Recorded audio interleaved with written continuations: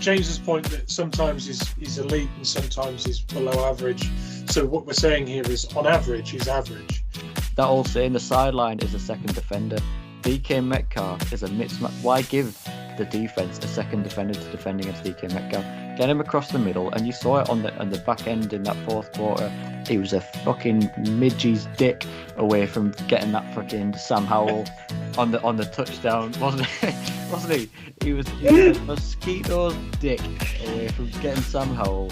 But there's TFLs in there. There's 3 or 4 tackles at least per game. There's PDs. There's strip sacks. There's fumbles. There's the list of things that he's pumping up his stat sheet with outside of those sacks is outrageous. Ambiguous? No, there's no M in it. There's no M in it. There's no G in it. Ladies and gentlemen, Seahawks and football fans everywhere, a very warm welcome back to the We Talk Seahawks Football podcast. I hope you're all doing well. One normal week of Seahawks football. It's all we ever ask for. It's all that we'll never get. We never get it. But do you know what? In a world full of normality, who wants to be normal? Let's live a bit different. Let's be Seahawks fans and let's have crazy games every single week because it's what we do. 29-26 over the Washington Commanders.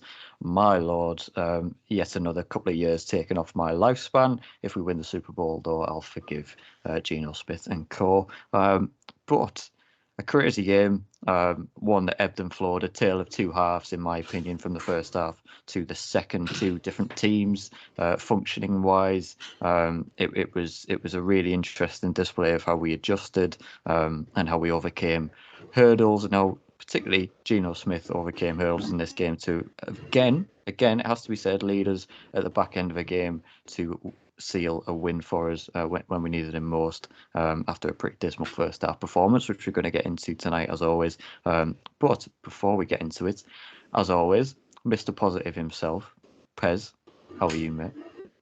I'm good, mate. Good. I've got a confession.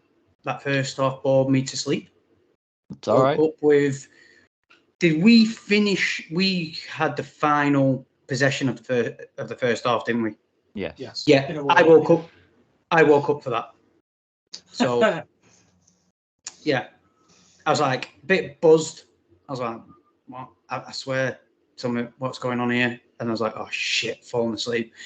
Clearly didn't miss fuck all. So no, that you woke up for the most entertaining, frustrating, exciting part of that game. That the fucking grounding that they called, and it was just an absolute shit show of how to knock yourself back in and out of field goal range. It was Benny Hill. It was pretty ridiculous, but that's the Seahawks for you. Mitch, how are you, mate? Yeah, very good. Very good. Glad to see a win back in the win column after the game that we won't mention the week before. Feeling very good about a number of things in that game. A little concerned about a few little things as well. But it wouldn't be a Seahawks podcast if we had only good things to talk about. It seems we always progress one thing and then regress in another area. We never get we never get the full house, do we? It's always something lacking.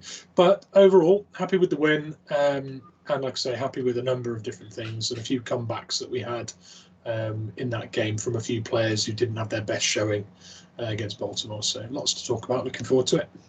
Yeah, we fix the bath and then the toilet breaks, and then the toilet is fixed and then the bath breaks. That's just how we do it with the Seahawks. We can never have a unison of a team. No. But no, we might be starting to get there. Who knows? But yeah, 29-26. I'll read through the little stat sheets as I always do, just for context, and in case any of you guys out there listening either haven't seen or forgotten these kind of numbers, just to put it fresh into everyone's minds before we kick off on the podcast. So total yards from the game, 489 for the Seahawks, 356 for Washington, 369 passing yards for Seattle, 288 for Washington, 120 rushing yards for Seattle, just 68 for Washington, a 6.6 yards per play average for Seattle, 5.8 yards per play average for Washington, 27 first downs for the Seahawks, and marked improvements from last week, certainly, when I think we only had about 6. 16 for Washington. We were 4 for 14 on third down, which isn't amazing, but believe you me, that's slightly better than what we have been doing in recent weeks. 7 for 15 for Washington. They were very decent on third down. Fourth down efficiency, 1 for 1 for both teams. 74 total plays for the Seahawks, 61 for Washington. Just the 1 sack allowed on Geno Smith, and Seattle got to Sam Howell 3 times. 4 punts to Washington's 5. 8 penalties for 50 yards. Yet again, the most penalised team in the NFL. It will never end. 6 penalties for Washington as well. They were fairly penalised on the day as well. Obviously, the fumble for Washington as well.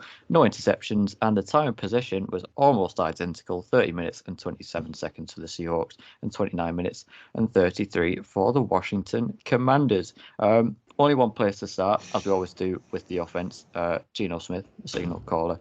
Very, very mixed opinions on Geno, as there has been all season, but especially coming out of this game again. And as I alluded to in the opening intro of this podcast, a tale of two halves, and I think that's absolutely appropriate with Geno Smith. First half was pretty abysmal. Again, the boos were ringing out of Lumen Field. You could sense the frustration on Geno Smith from everyone watching, holding on for the ball for too long, making silly decisions.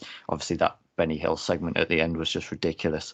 But he ends up with a stat line of 31 completions for 47 attempts, 369 yards of passing, 2 touchdowns and no interceptions, which is a very good stat line, but we know that doesn't tell the entire story. Interesting, as again I allude to, tale of two halves. Geno Smith was pressured on only 14% of his dropbacks in the first half, which would have been his lowest since joining the Seahawks if it holds at the time. So I think it did. That was mid kind of first half from Brady Henderson. And during that point, he'd completed just 59% of his passes for 5.6 yards per play average, and 2 of 7 on throws of 10 plus air yards in the first half. And then in the second half, he ended up going 15 for 20, 217 yards, 2 touchdowns, and a 143.1 passer rating. So something happened in that second half. Something happened in that locker room. Someone has got a hold of him. Some conversation has happened, or maybe it was just a bit of soul searching from Geno and said, "Look, I've got to figure this stuff out." Something has happened in that interval, that 10-15 minute interval at halftime, and Geno Smith came out looking like the quarterback of last year. Still wasn't perfect, never really is, but I mean, some of them throws, especially down the stretch in that final fourth quarter, in that final kind of 2-minute offense, well, it wasn't even 2 minutes, was it? It was 58 seconds or whatever it was. The throws to DK Metcalf, just absolutely exceptional. That little lofted ball over to Tyler Lockett, just absolute perfection. And this is why I personally, and I know we all do, but this is why I personally always defend Geno and stick up for Geno, because when he does get a clean pocket and when he can throw the ball, I don't see many quarterbacks, if any quarterbacks, throwing a better ball than him in the NFL. When he's accurate, he's so accurate, and he can just dice teams up and kill teams up. And it's so frustrating because in that first half, it was like just yet again, and to be honest with you, I'm sorry, I'm kind of taking all this segment here. I will bring you guys in a minute. But to be honest with you, I'm not going to really sit here and blame the play calling this week. That's been my big thing, that I haven't agreed with the play calling. But you know what? I quite like the play calling this week. We were executing screens. Tight ends were getting involved. Will Disley had a nice catch in that. I think it was the first half. Noah Fant sort of, again, was targeted a few times, but couldn't quite sort of get that, that Geno underthrown ball to Fant. But he was trying to look for him 1 or 2 times. So there's a bit more tight end inclusion. And I can't really sit here and blame the play calling. I thought we were dunking and diving. They weren't overly deep shotting it. The offense, the only thing was I thought they abandoned the run a little bit too early, but then picked it up towards the end of the game, and that sort of helped Geno with his confidence. But I don't know. I can't help but just think Geno is he is a problem, but he's not a problem. I can't work out where I'm at with Geno. That's how he is a problem, but he's not a problem, because he can be excellent, but he can also look pretty darn awful as well. So I just don't know where to stand with Geno. But Pez, I'll bring you in first, because I know you're always very, very, very opinionated on Geno. What did you make of Geno in this game? Did we win because of Geno, or did we win in spite of Geno? Do you know what's quite funny? You said something that I was going to say anyway myself.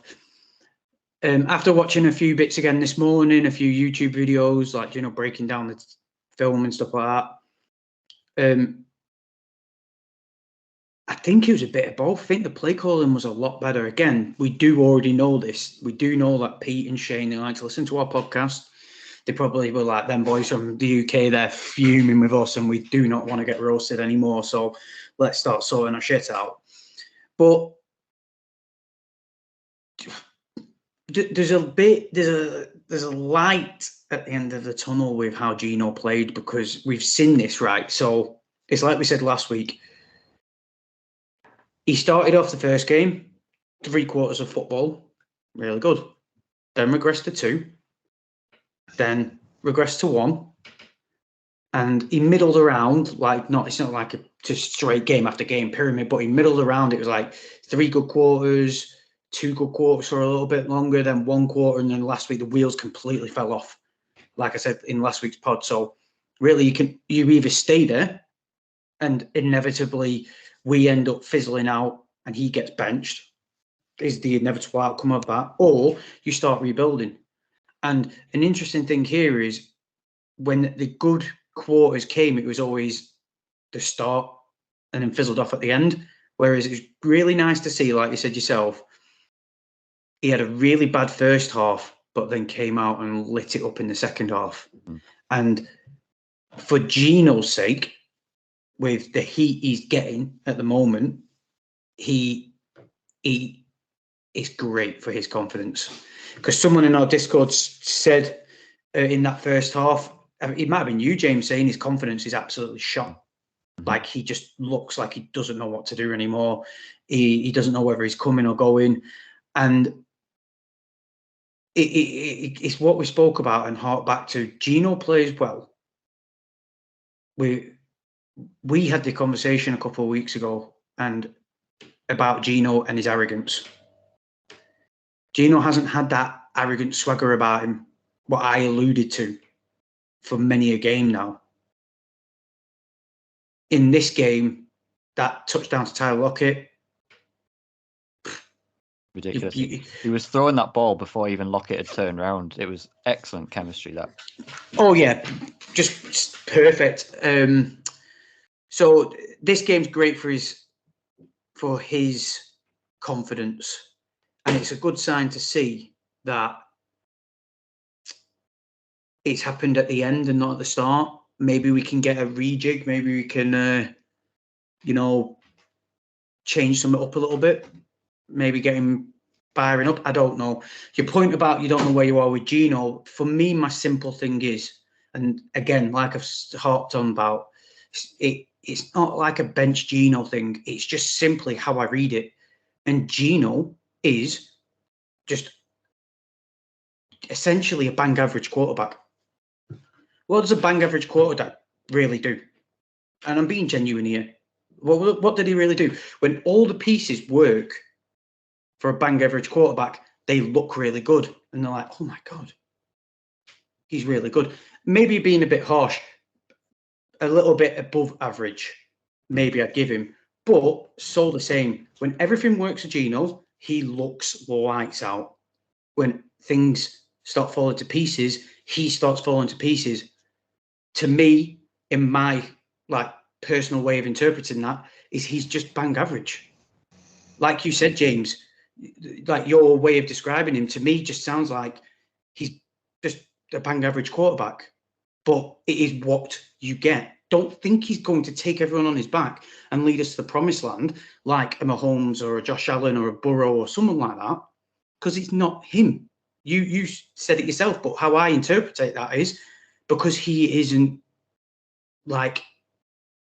good enough to do it if everything else isn't around him. And again, like I said, that doesn't mean benching. Do you know what it is? Do you know what I look at it and go, I see another team in the NFC, the Detroit Lions, and I look at their quarterback, Jared Goff, and I draw similarities to Jared Goff, not in the way that they play the game, but I suppose they are still kind of similar, both pocket passers.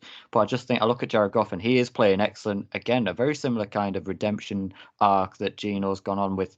The same with Jared Goff, not quite as Hollywood as Geno's, but was benched, out of jobs, heading towards potentially being out of the league, and then has revived his career in Detroit. And I look at that and I go, he is playing excellent, but is he good enough for Detroit to ever sort of, get to an NFC championship, win a Super Bowl with Jared Goff? Can he take them that far, but then fail at that hurdle? And I look at Geno, I think I could see Geno taking us to an NFC championship or a divisional game or deep in the playoffs.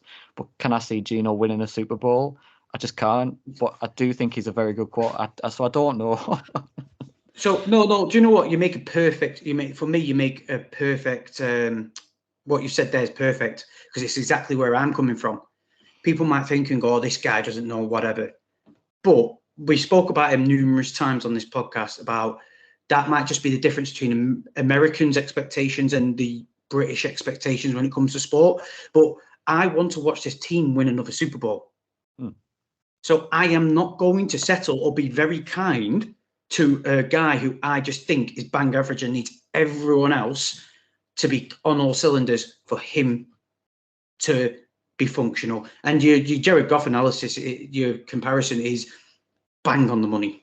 Because except for that Chargers game, what technically was his home for many a year, when he goes away, he's nothing like. He's elite at home. You send him into an away stadium and he's not even half the man. And he did it against the Lions, though. I mean, that was a big one. He went away to the Lions and he had a great game there. But you're right that it doesn't happen very often. No, it doesn't. Yeah. What do you think, So, Mitch? Sorry. Yeah, go on, Mitch. No, go on, Mitch. I mean, James's point that sometimes he's elite and sometimes he's below average. So what we're saying here is, on average, he's average, right? So in a weird way, he averages out to a middle of the pack kind of quarterback. There's a bit of a wonky stat in the NFL regarding the Super Bowl, whereby no one has ever won the Super Bowl with a player on the roster earning more than 25% of the cap. The highest it's ever been is 24%, I think, in one of Brady's years. But he played a lot of that spell of domination on a cap-friendly deal that allowed him to work towards his legacy and have more players, of quality around him, which is great and very noble, and it's created a dynasty of success, right? So we're doing it in one of two ways that we possibly can in Seattle when we say we're contending. We're paying a comeback quarterback. We'll call him a comeback quarterback. He's come from being a backup to a starter. We've given him a contract that gives him the potential to earn top money, but unlikely to. And the alternative to that is to draft a young quarterback in the second or third round, pay them pittance for 5 years, and hope that the rest of the roster is strong enough in all facets, not just on the offense. You need to have the defense to get you off the field as well, and put a guy in there and have 5 years of contending. But you can't do that until your roster is set, because if you think about it, if we did that, say we took a quarterback last year instead of keeping Geno, he'd be learning his trade now at the same time as players like Devin Witherspoon and Reek Woolen's still polishing up and Maffei's still improving. And what you really want to do is get to the third or fourth year on those two rookie classes and then take the quarterback, so that you're saving the money there, you're renewing those contracts in the roster, nailing them down for the next 3-4 years, and then that quarterback, if he comes good, you're hot to trot, you're good, you're going, you're challenging. So that's one way of doing it. Paying Geno the money we're paying him, we're getting what we deserve paying a quarterback $30 million.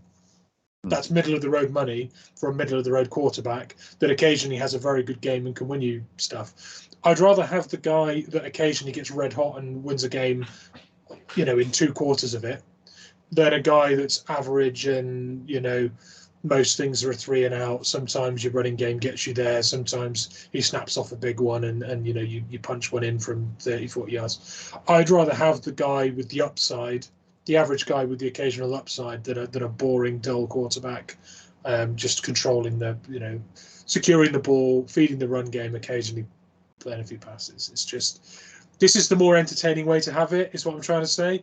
And I think we are setting up the roster in such a way that if we have one more good draft class, maybe with a quarterback in it who sits for a year behind Geno, we actually might have an unbelievable chance at 3 or 4 years of serious contention at least. So basically, my take on Geno is he's had a better game. He's had a worse game the previous week. He had a goodish game before that. We're getting inconsistency from an average quarterback on average money, and you get what you pay for in this league. Fair enough. To put it. Whilst we're just on it, I'm going to hijack you, James. I just wanted to speak about Waldron because, do you know something else whilst Mitch was speaking, what clicked in my head was, I said it when I first started talking about how I feel like Waldron and Geno were both good yesterday. And it was noticeable because I was listening to the YouTube video what Top Billing normally does after the game, highlights a few things. And he was calling out the commentary about Geno because they were like, oh, you need to follow JSN.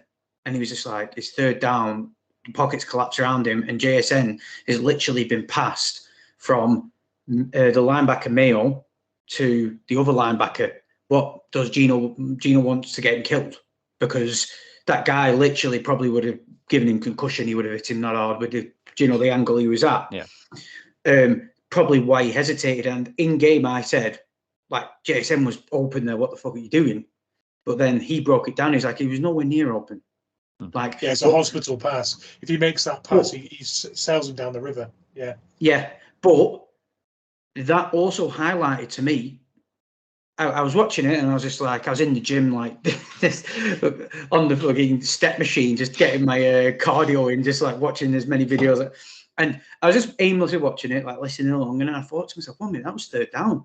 And that was a well-designed play for third down. Amazing. You had Noah Fan short. You had JSN running across short.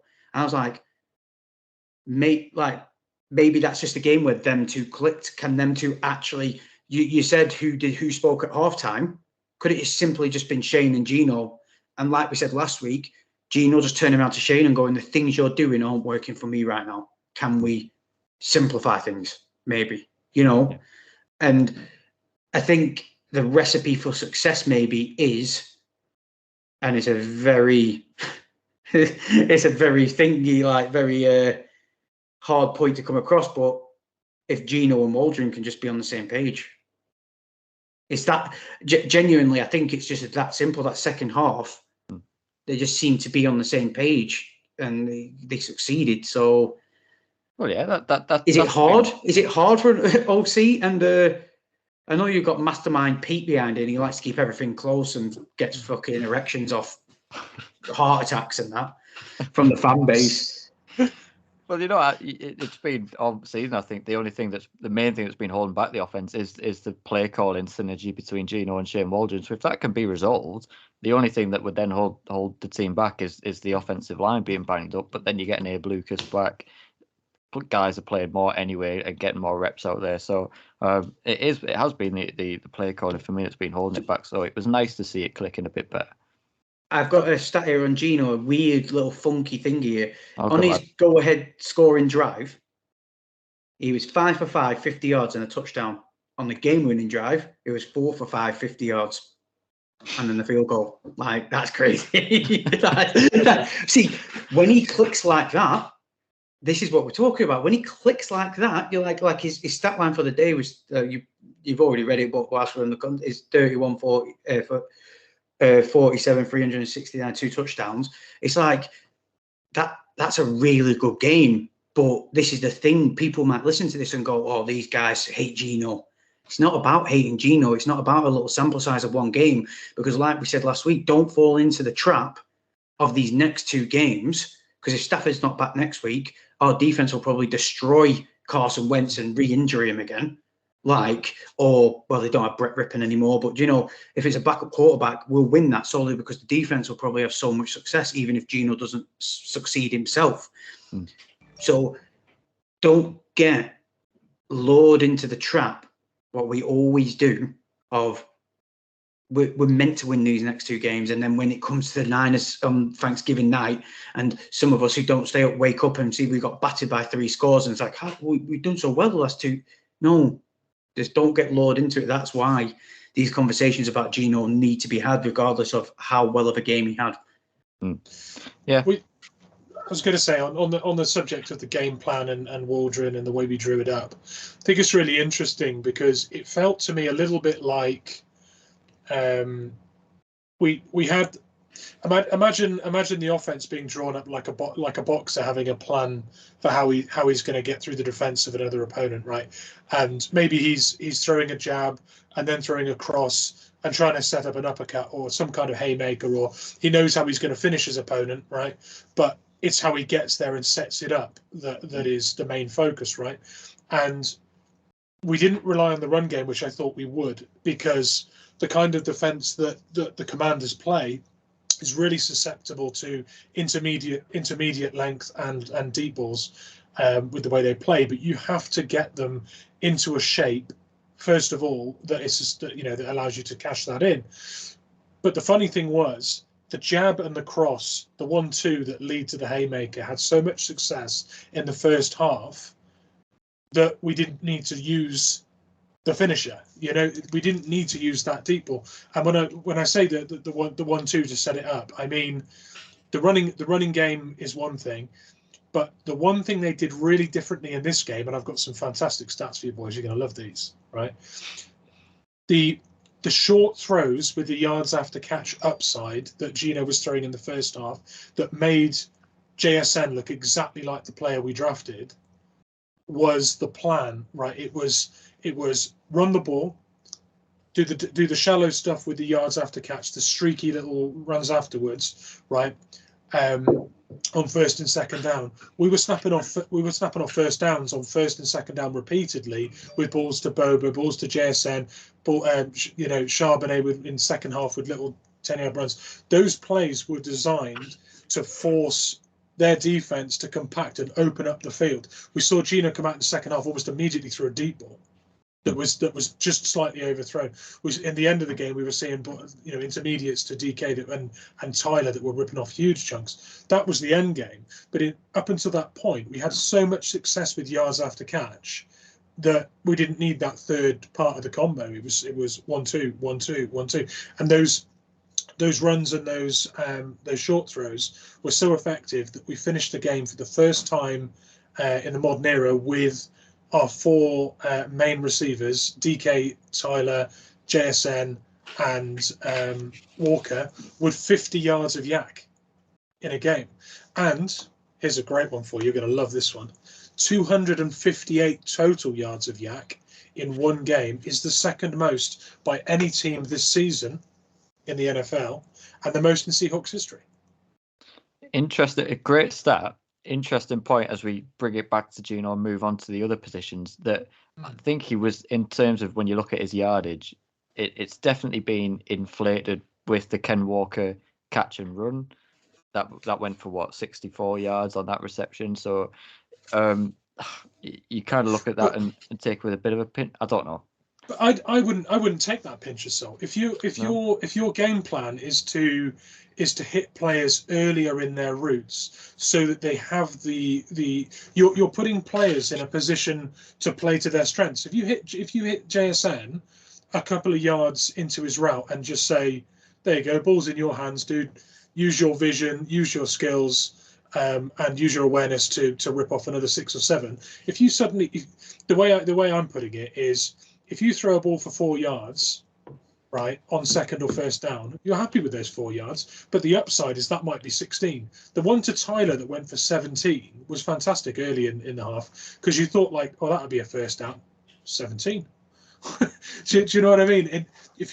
I'll give Geno his dues there. If you hit the numbers right, you place that ball so well that a guy can take the ball in stride. He doesn't have to stop. You don't risk him getting absolutely smashed by a linebacker, as Pez mentioned earlier. You can definitely throw players into trouble. If you put them in a position to hit the ball in stride and carry the ball for another 5, don't need those third downs that we can't do. Just do it on first downs and second downs. So.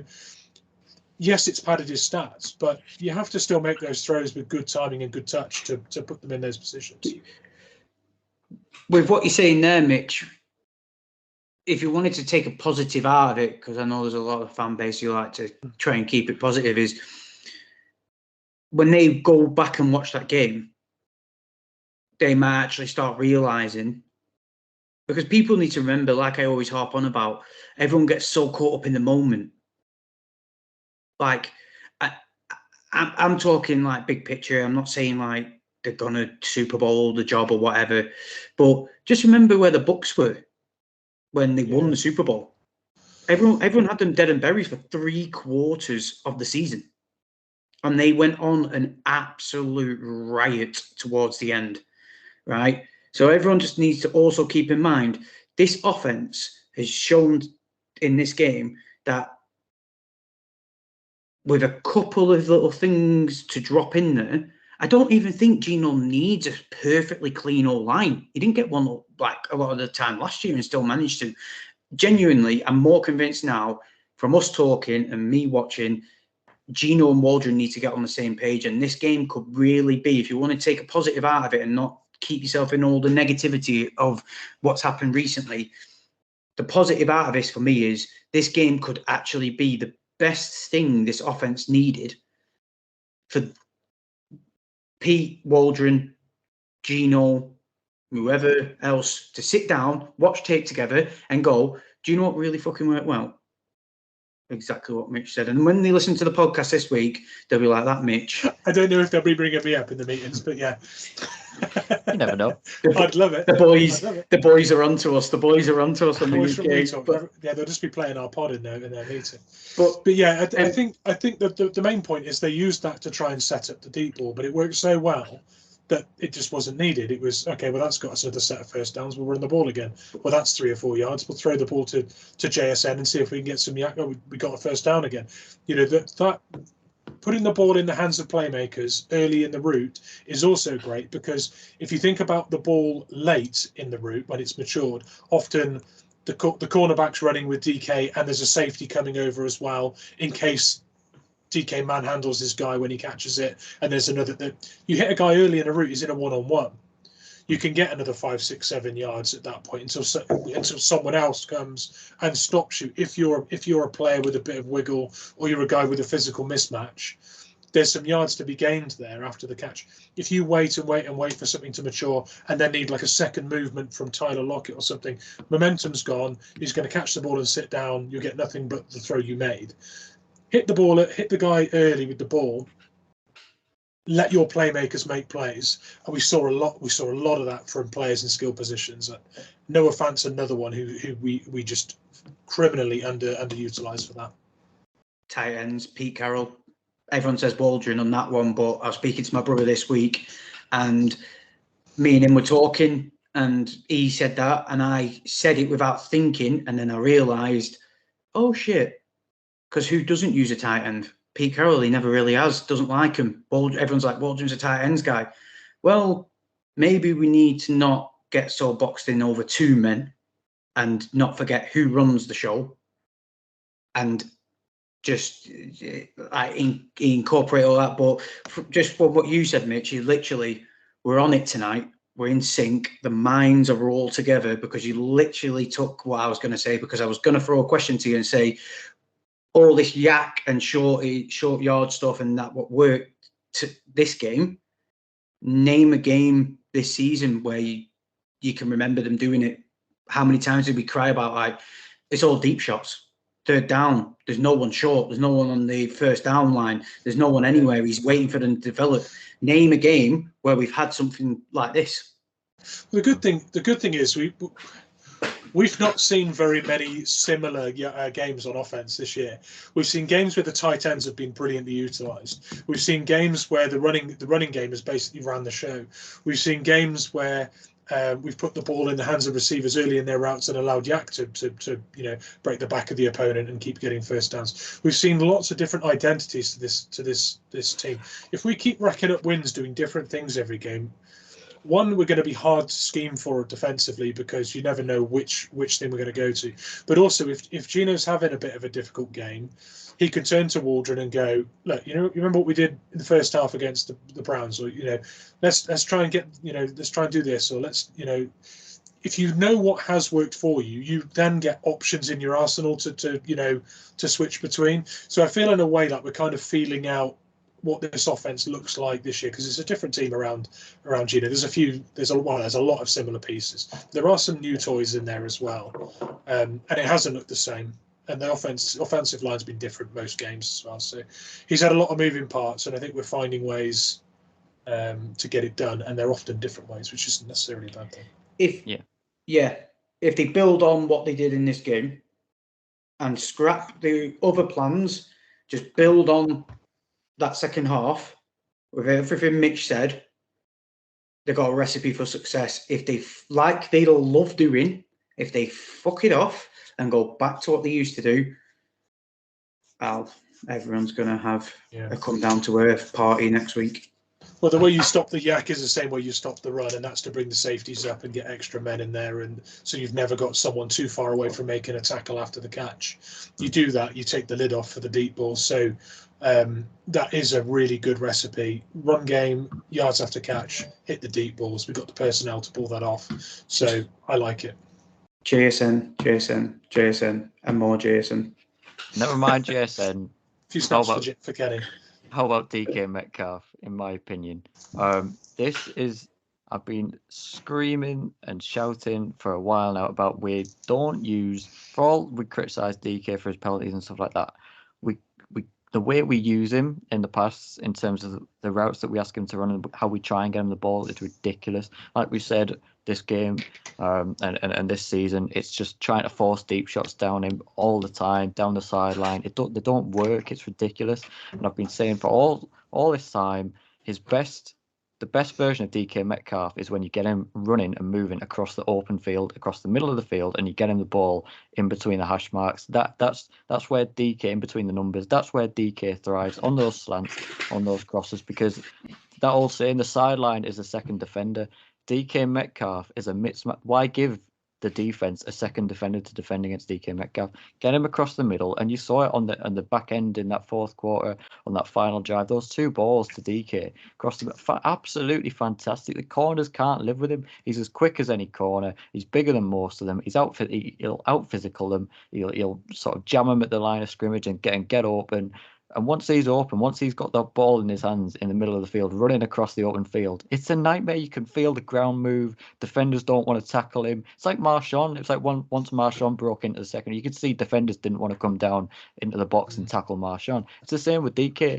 Corners, safeties don't want to come downhill in the open field and have to try and tackle DK Metcalf. When they've got the sideline there, they can just push him out of bounds, as he's making the catch. And it's easy. Don't make it easy for them.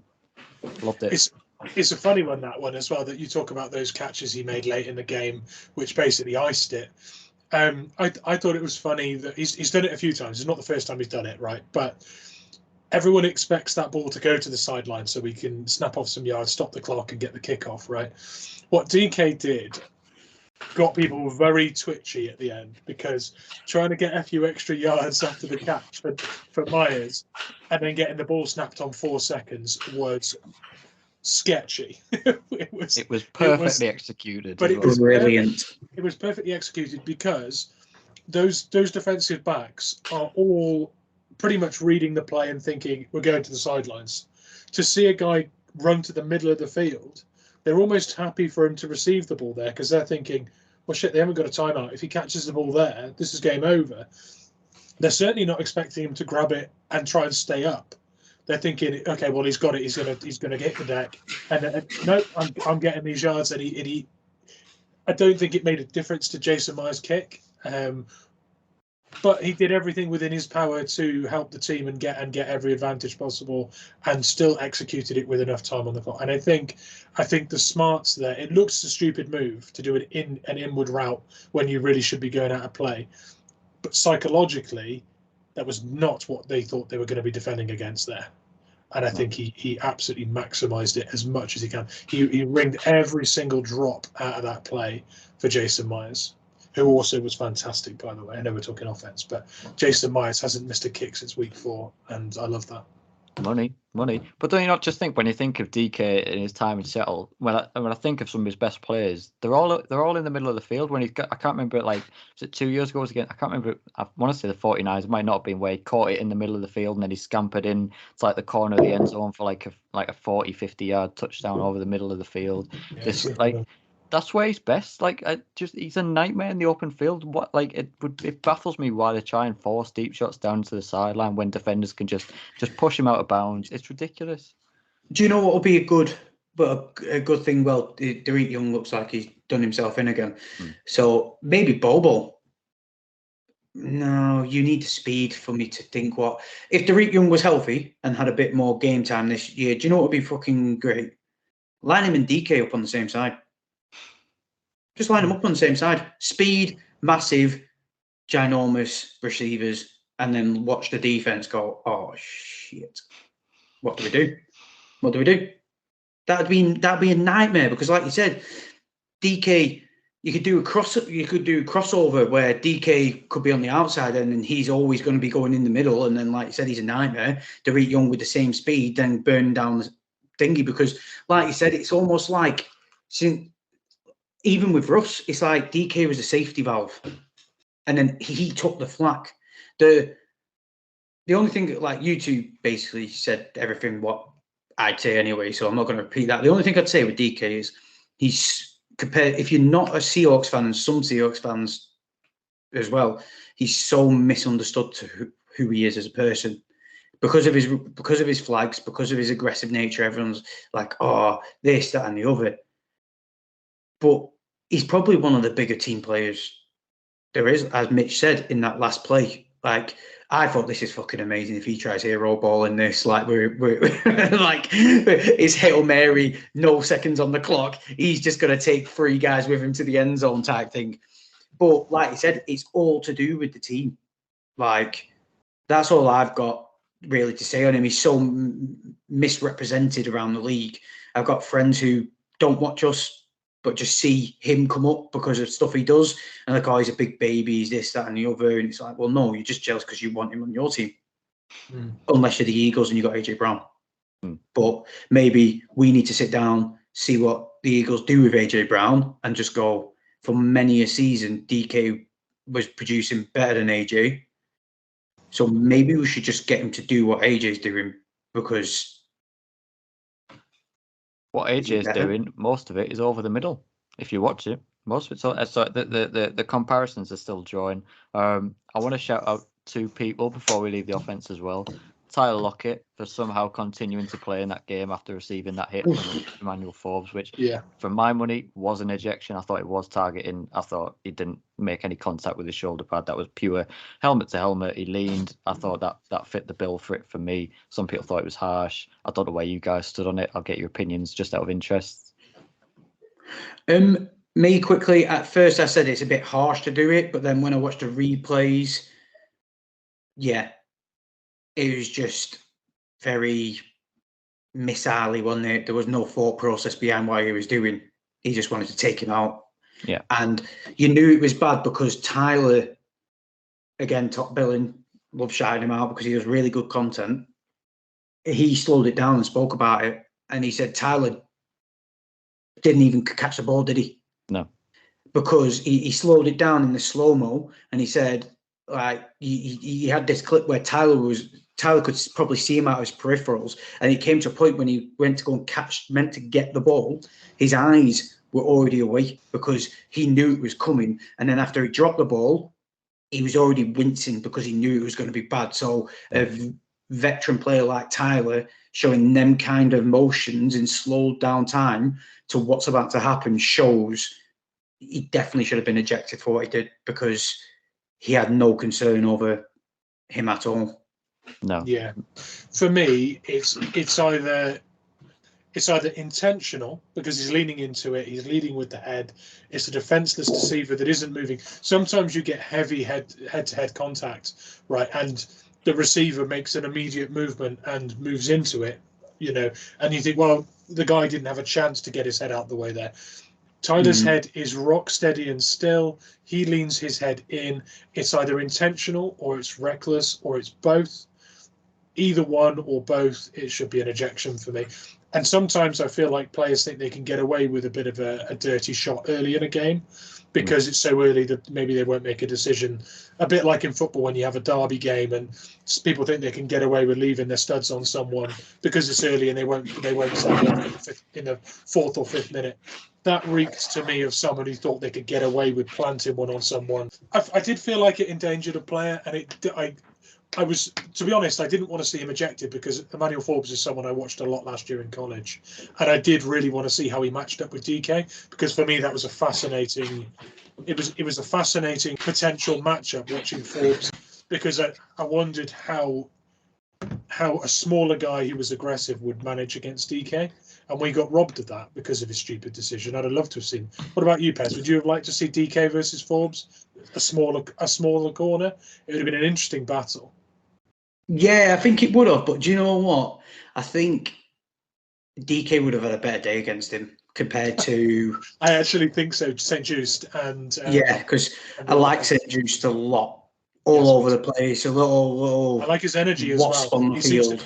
He seems to always be smiling, like, after attack or whatever. He's always... A bit like... reminds me a bit of like a defensive DJ Dallas. You know how DJ Dallas is always buzzing. Yeah. And I don't know what he takes on the sideline. He's had a few too many Skittles. He's on the Marshawn Skittles. I don't know what it is, but he's always smiling, and I love to see that. Players just enjoy him playing the game. Always a good thing to see. Yeah. Well, the final guy I want to shout out before we move off the offense, because we've got to get to the defense as well, because some excellent guys to talk about there.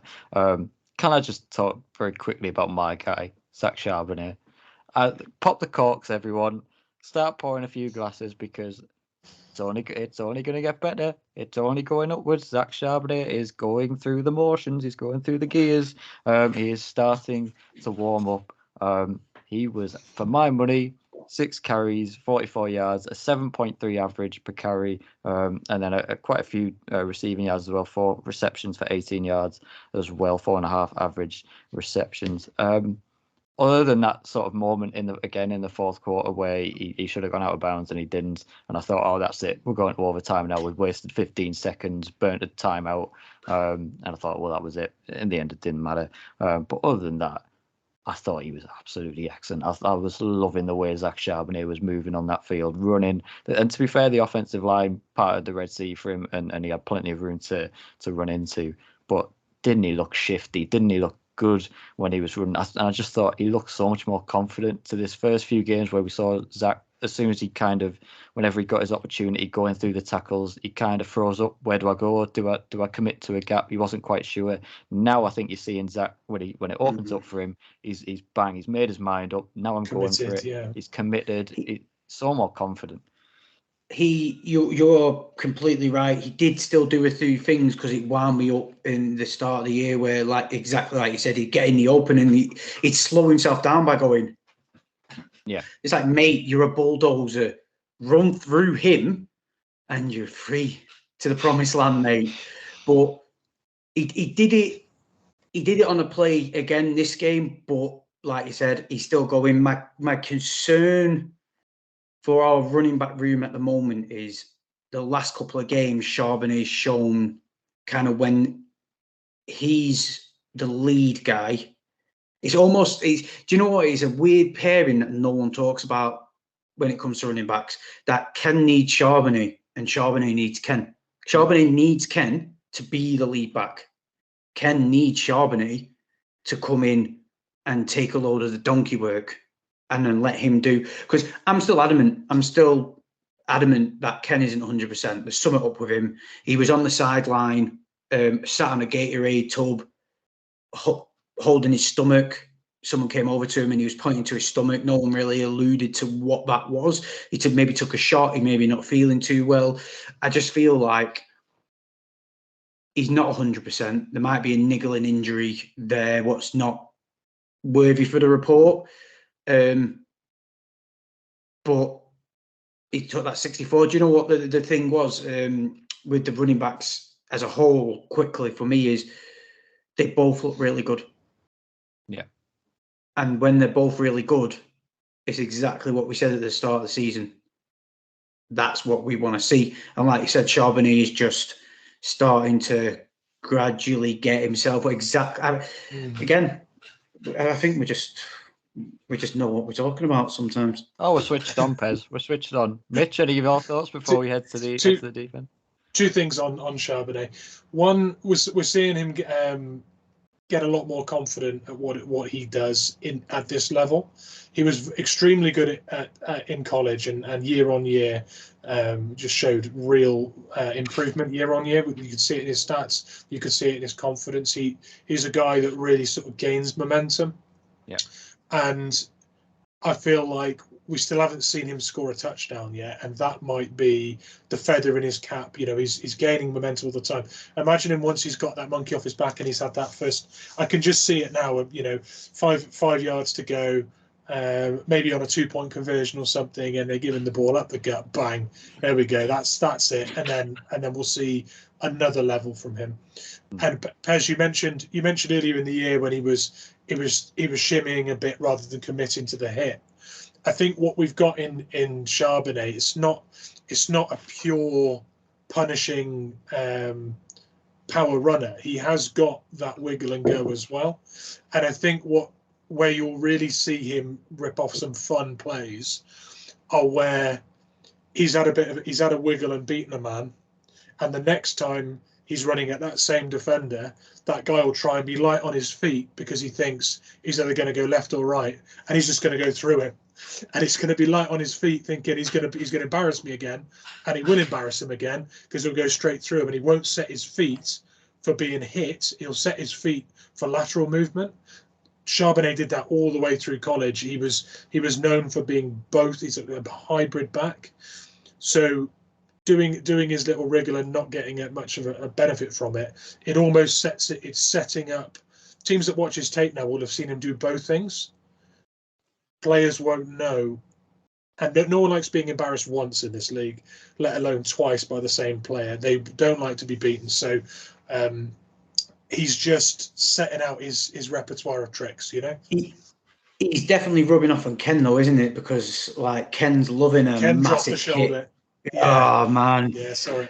And you know what, they look like they're fucking like the best of mates as well. Or, you know, like in the facility and that, I bet they're just together all the time because, like, it was. I think it was the fourth quarter, Charbonnet, when he should have gone out and he didn't go out, and Ken was straight away picking him up. Like he must have been, shouting something, slapping him on the helmet, like telling him to get going and stuff. And it's like he's not threatened by him. He just wants. Not threatened because they're exactly the same. They're both like the character wise, they're both exactly the same. Ken doesn't say boo to a goose. Zach doesn't say boo to a goose. Both kind of shy, reserved, more kind of silent assassin kind of characters. And I just think they bounce off each other. Iron sharpens iron, right? Yeah. Do you not think Ken's getting a bit more out of his shot? He is, but he's still quite a he's not like a Jamal Adams, is he? He's like quite a just. Whilst we're on the running backs quickly, because I know we need to get on the thingy and the time and stuff, and the Geno segment takes up so much of our time, rightly so. I'd just like to say the one thing about Ken, what I'm loving at the moment as well, the touchdown, yeah, amazing, it's great, sexy, we love it. We don't have time to gush over it. But do you know what I'm going to gush over more? How he seems to be getting so much better at just getting the small yards. Do you know how consistent in the preseason? Yeah. In the preseason, he said he needs to get better at just doing his assignment instead of trying to make stuff happen. And whether that's actually affecting his game because his game is more like a Saquon Barkley, always looking for the big hit in the hole, but as just a team, a fan of the team, it's great to see starting to just, hit a hole as hard and as aggressive as he possibly can. And I think, as we said, as the season goes on, he's going to get better at that, and Sharman is just going to get it better. And that could, again, be another key to this offense. Fine. Final thing from me on Ken, because you've teed me up nicely for this. We're just going to throw this up there. Ken's touchdown, he's not supposed to be a receiver in that play. He's watching a gap that they didn't rush. He's there in pass protection. The gap in front of him on that line, there's nobody that blocks the light in that gap. It's just glaring light at him. He goes through the gap, gives Geno an option for a check down, receives the ball, beats a man, takes it to the house. Before, we were saying, we need to, scheme some maybe some screens to get the ball for Ken so he can get the ball in open field. I really want to see him receive the ball in open field. What we've actually seen now is the game slowing down for Ken, him seeing an opportunity, Ken seeing an opportunity to give his quarterback an option and absolutely maximising that moment. That wasn't schemed for him to get a touchdown. It wasn't schemed for him to snap off some yak. He just got it while just reading the play, knowing he wasn't needed in pass pro, providing that option, maximising it. That's a superb evolution for Ken, in my opinion.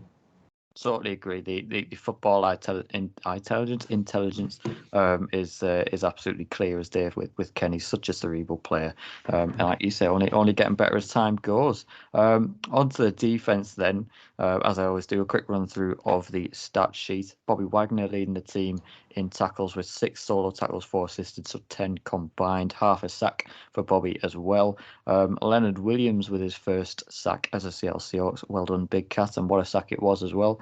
Draymond Jones with half a sack as well. And interestingly, I thought Jaron Reed had some form of a half a sack, but on the one that I have, it doesn't have it. I seem to remember Jaron Reed doing something around the quarterback. He made initial contact with the quarterback on the combined sack that Draymond Jones and Bobby Wagner got in on, I think. That's right. Which essentially was the most important touch, actually, because it stopped the quarterback. He became sort of stuck there and then got sacked. So I thought Jaron Reed, it must have been on the line. I thought he got a tackle for loss on the running back, but he must have just shut him down, on the line or 1 yard, because it's when he walks over to the sideline and he's like that, celebrating. I thought it was a TFL as well. I was expecting to see 2nd and 11. It came up 2nd and 10. So the judges spotted the ball back at the line, I think, on that one. Now, is there anyone I've forgotten on that? On the sacks list? Yes. Can't have been an important sack if it was. No. They were ranting about something about a sack record. I think. Boye Mafe. Sorry, Boye Mafe with another sack, breaking a 25-year record that has stood for the Seahawks since 1998. 7 games in a row with a sack, just ridiculous.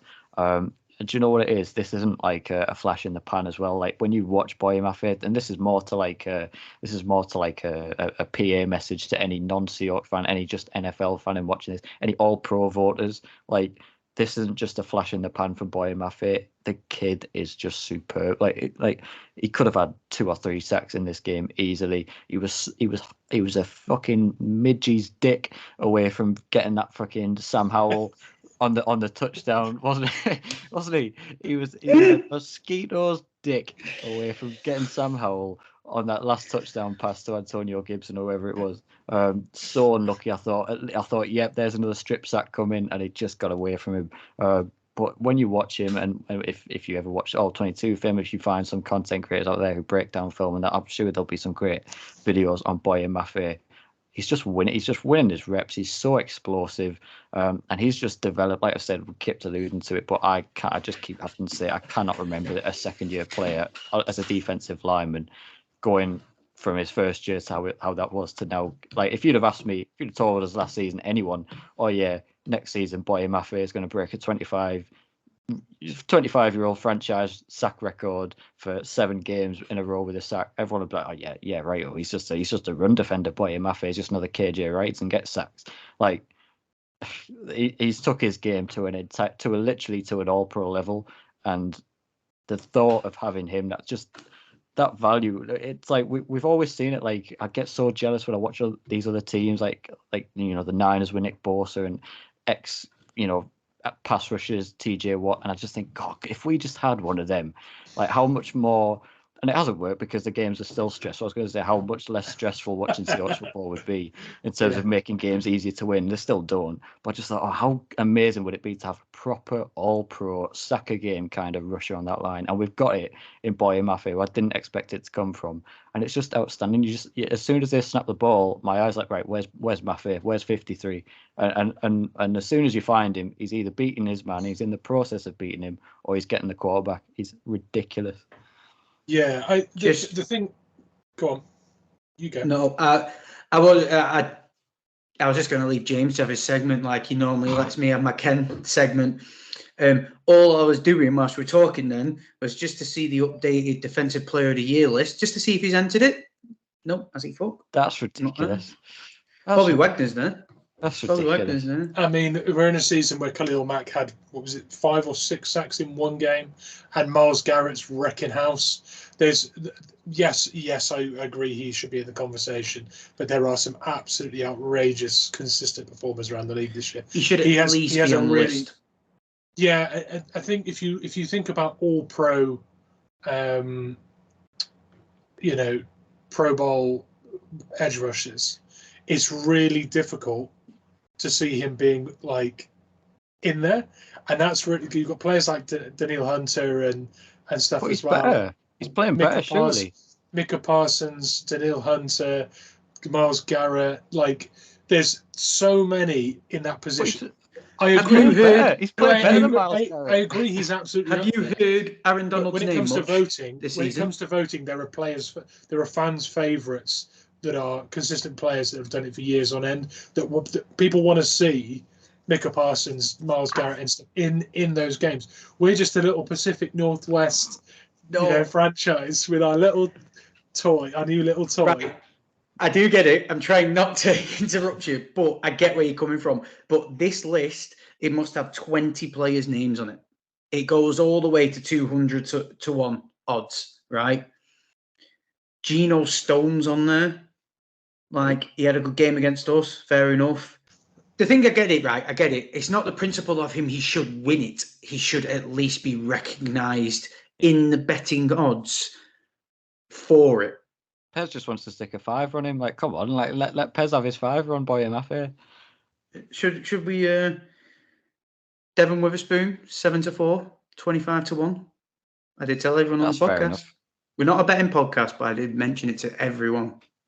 25-1, and it's him and Jalen Carter. That's it. Brian Branch. Jalen Carter, my God. If Jalen Carter there wins it over Devon Witherspoon, I swear to God. But anyway, go for the time. It took you away. Sorry, Mitch. That's all I got for Boye Mafe because James spits lyrical about him, so I don't not want to spoil that. Yeah, the thing I was going to say about Mafe, right? The thing that's getting him all the plaudits and the attention right now is that streak of 7 sacks. But if you actually strip it back to his overall importance and impression he's leaving on games, it extends so much further than a player who's had 7 sacks in one half of the season. Let's not forget he's on track for a 13-14 sack season.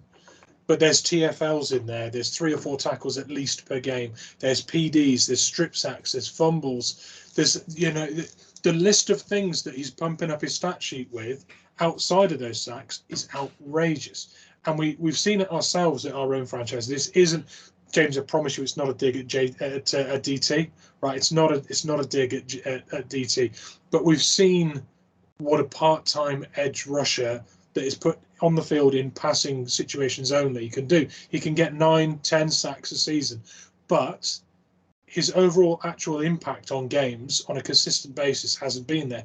Boye Mafe, if he's not getting a sack, which he is all the time anyway because of the record, but if he's not getting his sacks, there are TFLs, PDs, strip sacks. He's making plays all the time. just like Devon Witherspoon, right? I'll say this. Devon Witherspoon could go his entire career not being the sacks leader, the interceptions leader, the passes defense leader, tackle leader. He could go his whole season not being top of any single one of those stats. However, he'll be on each list in competitive spots. He'll be third or fourth on every stat, and that just shows you a guy that finds a way to impact a game on a consistent basis, not with one skill, but with a repertoire of game-wrecking skills. Maffei's got it. Witherspoon's got it. Well, you've got the stats this game prove your point, except for a forced fumble, like realistic game-changing stats, like your big ones. Maffei has one in every single one this game, except for a forced fumble, what realistically he could do, because an interception is very rare on the line, unless you bat it to yourself. It goes right up in the air. Or Jamal Adams heads it up. Yeah. One sack, one TFL, one QB hit, one pass defense. He literally did it all. And it's like you said, you hit the nail on the head perfectly for him, Mitch, because whenever we're on defense and the quarterback is being rushed, I can guarantee you 53 will be one of them. If not the guy, he will be the other guy. He's he either is guy in pursuit or he's edge rusher.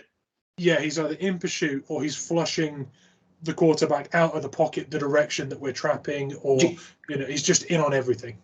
Do you know what's so bad about it? Because you made it right, like Darrell Taylor, non-entity. He's Boye Maffei is playing Darrell Taylor out of a contract next season, isn't he? Yeah. He's gone. If Nwosu didn't go down, that line would be so much more dangerous because of what Maffei can do. Maffei, literally, Nwosu would set Maffei up and Maffei would set Nwosu up. It just they'd feed off each other like we wanted him and Darrell Taylor to do last year. And it's such a shame we lost him because them two would have wrecked joint on the edge. Do you know who's low-key been a really, really big factor in Maffei's improvement this year? Derek Hall. The amount of times Derek Hall's pressure rate is outstanding, and he's sometimes in there not to actually beat his man. He's there to threaten the pocket on that side, create that pressure, but not fully commit, so he can stay there and still set his edge. He's pushing quarterbacks towards. He's pushing them into the spider web that Maffei has got on that side. There's an awful lot of manipulation of the pocket going on. The pressure we've got through the middle, the setting of the edge on the one side. Well, you're cornering someone there, and their only escape is what? Maffei's side. That's not the side to be trying to run through. No, I think we've made an interesting point in terms of linking Darrell Taylor to this, because he's out of contract next season, and like you say, with Boye's emergence, with Derek Hall becoming a really decent pass rusher as well, and it's only going to get better once we get Nwosu back. I do not see a role for Darrell Taylor on this team with the money that he's going to potentially want. Just draft a rookie. He's going to be a third, fourth string at best, anyway. To go one further, do you think we'll ever? I don't want to say ever because that's a stupid question. The answer to will we ever do it is probably yes. But can you see us? Say we draft an edge rusher, at least one edge rusher in this year's draft. Would you take a guy with pure pass rushing traits, or would you go for a Derek Hall, Boye Maffei balanced pass rush, run defense? Because looking at all the guys that have made the biggest impact for us, in recent times, they're the guys that can be on there. And if it's a rundown, if it's a running play, you've got the right man on the field. If it's a passing play, you've got the right man on the field. I'm not sure I want to put a pure pass rusher back in this team, because Darrell Taylor is a really good pass rusher, and I genuinely don't want to see him used that much. I don't know. No, you make a valid point, because I don't think we'd ever go with one because of as long as Clint Hurts, the DC, he said at the start of the year he wants a line full of men who can do everything. Yeah. So Darrell Taylor, unless he's ready to play team friendly, go find somewhere else, mate, because they won't re-sign him. And if they do sign him, we'll get him for cheap. But he's shown now he doesn't look like he can adapt. He's not contributing anything this season that a 5th, 6th, 7th round rookie contract guy wouldn't contribute. So why not just do that? That's what I'm thinking anyway. Whilst we're on the line, I'd like to show some love to that interior. It's ridiculous, some of the things I saw about what's his name? I always forget him because he's named Williams. Yeah, it was ridiculous. Oh, what a wasted pick Leonard Williams was against the Ravens. Whatever. He fucking winded me up. He's literally just turned up. He played a game. We got our asses handed to us. And then he comes in, gets himself a sack, gets himself a quarterback hit, and he starts looking a little bit nice. And you got to remember, he still doesn't have a fucking clue about the system. He might know bits. He's a veteran, savvy, probably adaptable, but he still doesn't know the system. He's still a human being. Still takes him time. He's been at bloody Giants for ages. Like, yeah, if he's doing that after game 2, because he is literally elevated in a 2-game span, he's elevated the other interior guys. Draymond Jones was he's just there in your face doing stuff for one of the first times I can say I've sat and watched the game and gone, he's 55.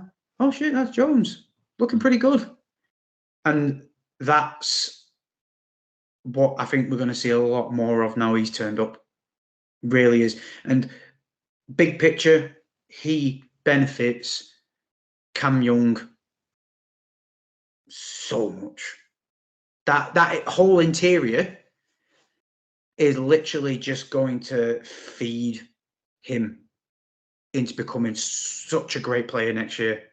Because he was. Where we drafted him, you're not expecting him to do anything. He's a big boy, but he looks moldable. They all like him. Big picture, that Cameron Young could be an absolute animal next year with the people he's learning off in that interior line. I'm impressed. So the cool thing about nose tackle is it's renowned to be the least skillful position to play. Right, nose tackle is there's not an awful lot of reads. It's see man, beat man, up the middle. There's not an awful lot of scheming there. You're generally taking on a centre or a guard or a combination of both, and it doesn't change too much. There's not an awful lot to read. However, might be the least skilled position. It is a position where you want a really experienced, mature guy.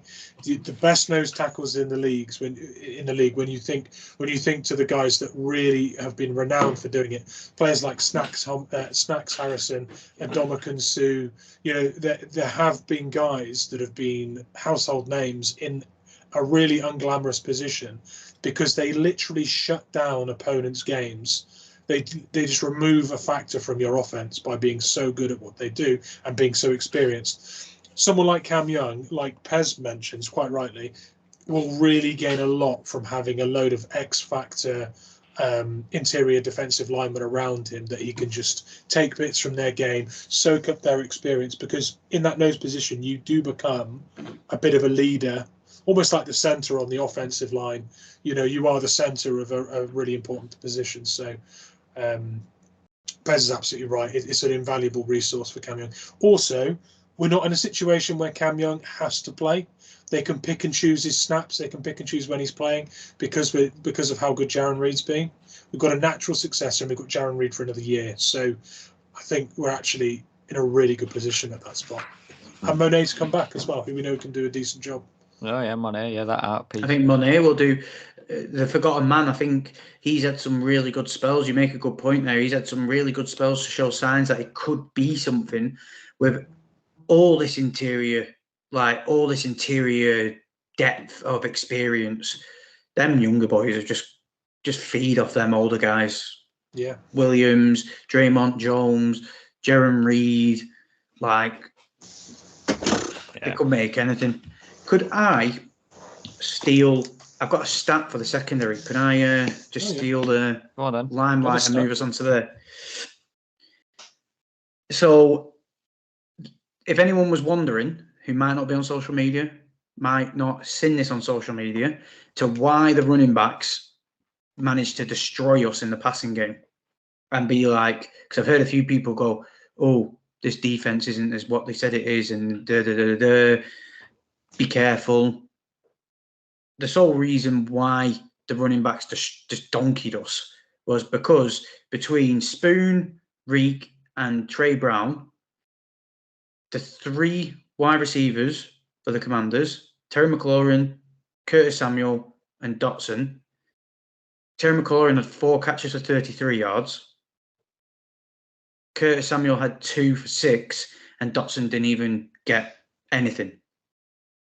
They literally locked the wide receivers down like donkey piss. Like, that's why the running backs ran all over us, because, as in the commentary said, we literally had their scheme to a T.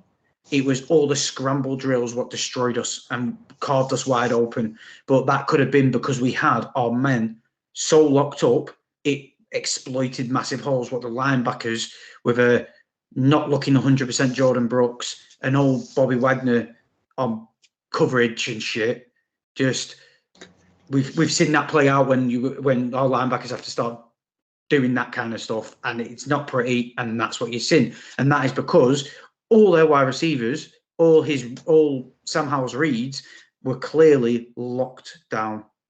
So that, I'm not going to go on about Spoon, even though I really want to, because he had a few quiet games, and my God, he was back. That Ravens game must have pissed him. We said before the thing, I only saw this morning the short of him going at Jamal Adams on the sideline. Love to see it. Love the fact that he's a rookie and he's prepared to hold them veterans to a standard that he's setting himself. Love that about the guy. Couldn't get enough of that. But rookie watch, I'm sure we can, because time and stuff on the main pod, we could save a bit of gushing over him. I want to talk about Tre Brown. Yes, I was waiting to end it with Tre. Thank you. Tre Brown, for me, this is what everyone who buzzed off him in the draft, and everyone was like, yeah, but he's not got the measurables, and he's this and he's that, and you see him why. People who are a bit more knowledgeable in college football, especially when we've picked Tre Brown, I was only just starting to dip my toe into that kind of like thing with watching college football, understanding a bit more.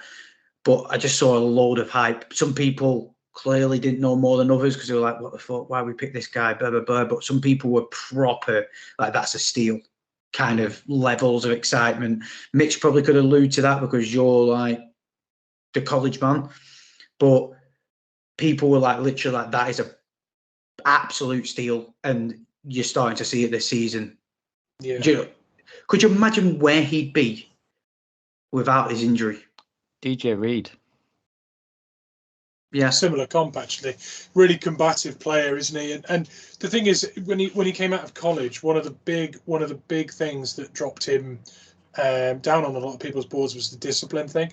He used to be an absolute magnet for yellow flags. Yeah, he used to be a magnet for flags with unnecessary roughness and being extremely competitive and in people's faces. We've not seen an awful lot.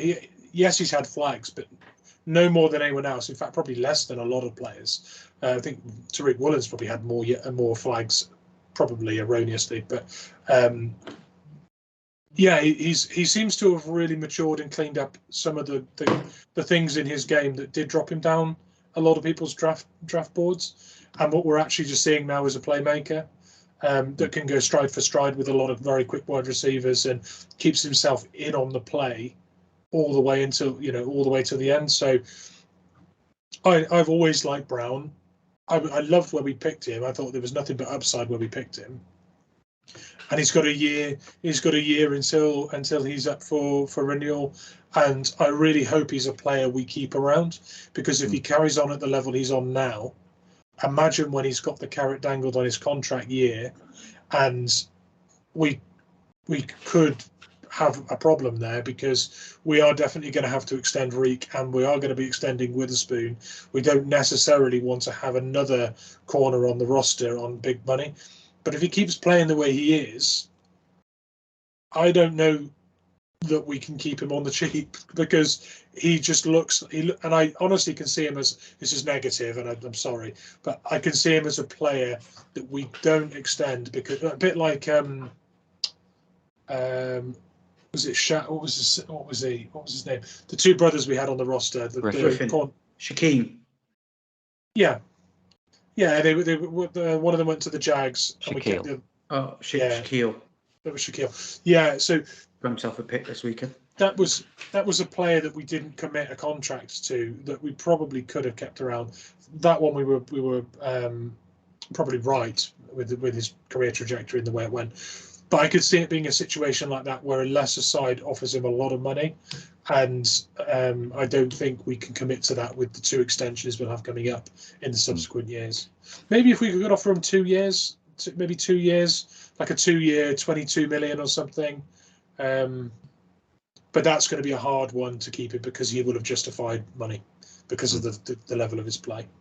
Yeah, I look at when I look at corners coming out of college and in the way I kind of evaluate them and make my mind up on them. If I see a corner at 5'10" playing on the outside, I'm instantly drawn to them because I think 5'10", that school, that coaching staff must trust that guy to play the outside. He must have some kind of above average talent because teams don't trust 5'10" corners to play outside if they're not good ball players, if they're not good good technical players. So I think when I was looking at Tre Brown, I thought, well, he's so small, but yet they do trust him outside. So clearly they're confident with him outside. And you see him coming at the Seahawks, and everyone's like, he'll just play in the slot. He'll just do what Kobe Bryant did. He'll just play in the nickel, just play in the slot. And he's playing outside every single time. He's not playing in the slot at all, really. He's predominantly on the outside at the minute. And he's locking guys. Like, he was second on the team in tackles. Bobby Wagner led the team, and he was second with 5. Like, ridiculous. He's actually a massive contributor to Witherspoon's success as well, because if you think that if Witherspoon if Brown hadn't been good on the perimeter like he has been, and then Witherspoon had to go over there, and then we'd had Bush or J Love or someone else playing the slot. Think of all the plays across the middle that Devin Witherspoon's made because we've had someone of a high standard to play on the perimeter to free him up to make plays in the middle. So a lot of Devin Witherspoon's big plays in the middle of the field have been not because of Tre Brown, but Tre Brown has allowed him freedom to be put in that position more often. Yeah, it's an enabling factor, I think. Yeah. Any final words on the defense or anything from this game before we wrap it up? Oh, one thing. Jerick Reed lighting the guy. Oh yeah, that was it. On special teams, dude. I was gonna give him a shout out because he's starting to slowly, game by game, he's the guy who's being highlighted more and more, and people don't need to forget that where he came from, where he was drafted, his character, he's a moldable bit of clay. And if you remember some of our greatest of our time watching the Seahawks, some of our greatest players took his route, took the long, prove it through special teams route. Do you know what I'd love to see as well? Julian Love on special teams as well. Teams. I was going to say the same thing. Do you know what? We haven't had... I saw it and I thought, do you know what? Maybe I don't pay enough time. I take, like a punt or a kickoff or anything. I don't really pay much attention to it. Like, I will be looking because just in case you break one and you're like, fuck. But I never really he's tackled down at the fucking 20. I'm like, kind of look at my phone or something, waiting for the adverts to do one. Not really looking who's on the field. But this is the first time in a very long time I've noticed starters going back on special teams. The last time I can really remember this happening was like 2013, 14, 15 kind of time where everyone just chipped into everything. Yeah. So that to me shows that with the moves they've made in the trade with Leonard Williams and things like that, yes, things aren't sweet at the moment, but in this league, things can change week in, week out, like we spoke about. Like, it only needs like one or two things to click and then we're on fire. I genuinely believe it.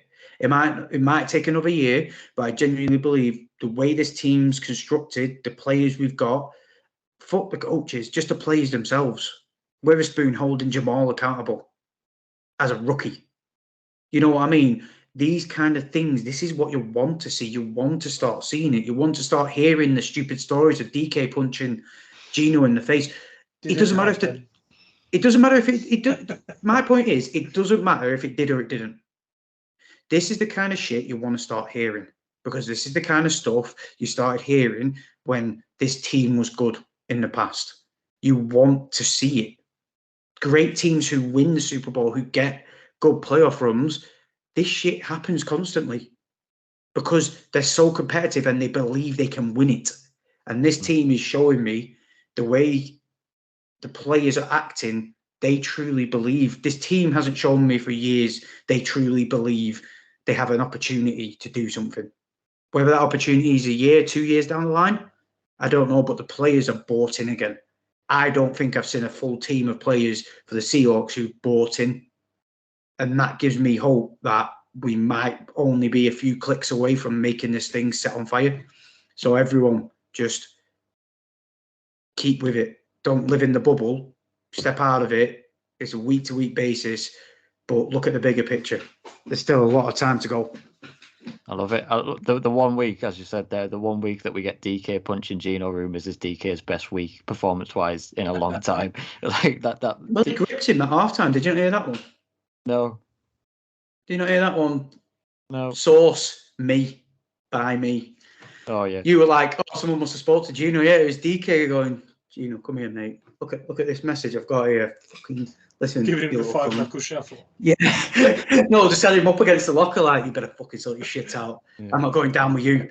But before we do finish, I thought it was a good, funny little segment when we read out Kerry off Twitter's 10 positives to take out of the game. In funny because you couldn't read fucking half of them. That's why it was funny. But that's what made it funny.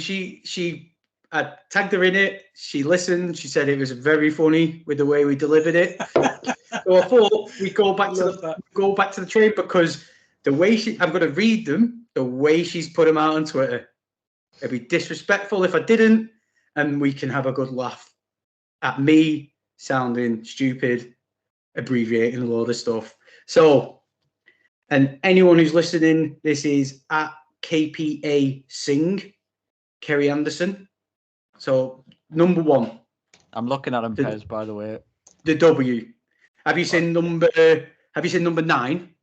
Oh, yeah, you're going to struggle with it. I'm fucking going to struggle with that one. But anyway, number 1, the W.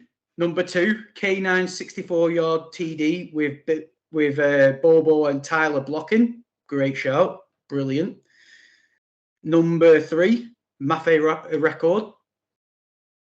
I'm stuttering now. I've got James. Number 4, O-line lane equaling K9 13 yards. Number 5, Zach 4th down conversion. We didn't speak about that. That was brilliant. Yep. Great confidence booster for him. Number 6, DK tackle. Shocking first downs. That is what it says. So is that what it says? Thank fuck for that. Oh, I'm getting hot here. Number 7, 13-yard Geno jog. Zimmer frame walk. Number 8, Tyler. I'm guessing that's just for being a hero. Number 9. Go on then. Ambiguous. No, there's no M in it. There's no M in it. There's no G in it. And ambiguous isn't even a word. I think you're thinking of. I know. Right. Go on then, big stuff. It says ubiquitous. That's well out of my dictionary, that. Do you know what it means? Ubiquitous spoon. No, ubiquitous. No G in it. Right. Ubiquitous. Ubiquitous. Yeah. No, what does it mean? It means everywhere, being everywhere. Like, you find it everywhere. So, spoon everywhere. Spoon. Right. Yeah. 10, Reek, fumble recovery. 11, as we so said, Reed, punishing, punt, return, hit.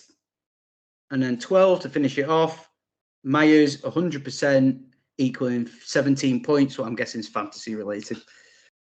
No, There you go. The points he scored in the game, wasn't it? 17 points in the game, yeah. I mean, he must have scored more than that in fantasy. He must have scored like 20 odd in fantasy. He had two bonus points on 2 touchdowns. That's 2, and then he. Well, what's 5 times 3? We can quickly fucking work. 5. Yeah, 5 times 3, 15 plus 2, 1 points. Yeah, quick math. Quick maths podcast. Yeah. Anyway, well, we are shout out to Kerry for another positive way to end the podcast. As always. We were slick and we did it justice. There you go. Yeah, you've hijacked Positive Peg segment, but he's found a way to make it his own as well. So I like it. I like the tradition we're building there. But yeah, no, as always, thank you for listening to everyone who tuned in this week. The Rams this week. Don't take this one for granted. We know Sean McVay likes to have our number. He's got it on speed dial. So this is not going to be a walk in the park. This is going to be the start of our gauntlet of a month with the 49ers twice, Eagles, Cowboys. A season-defining 5 games coming up because I'm putting the Rams right in that. I don't think this is going to be easy at all. As I've said, they always find a way to knacker up our season at times, the Rams, and take wins off us when we think that we should walk all over them. We know that doesn't always work with Sean McVay. So another big week and another massive game, a must win. Like I say, going into those tough 4 games after that, another must win. If we go 7-3, we can come out of those 4 games losing all of them at worst, still being a 7-7 football team, which in this NFC playoff race, a 7-7 500 record is going to get you in the playoffs at this rate. Whereas if we go 6-4, if we lose against the Rams, you lose all those 4 games, all of a sudden you're 6-8. That's not very good. So the importance of this game this week is a huge difference between being a 7-3 football team and a 6-4 football team going into a 4-week stretch with the Niners twice, Cowboys and Eagles cannot be understated in my opinion.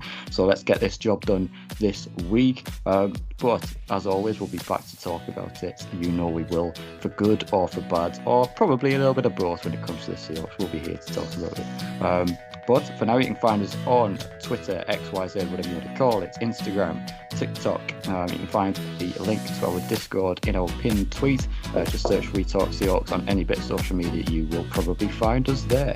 But until next week, it's a stay tuned and it's a Go Hawks. Go Hawks.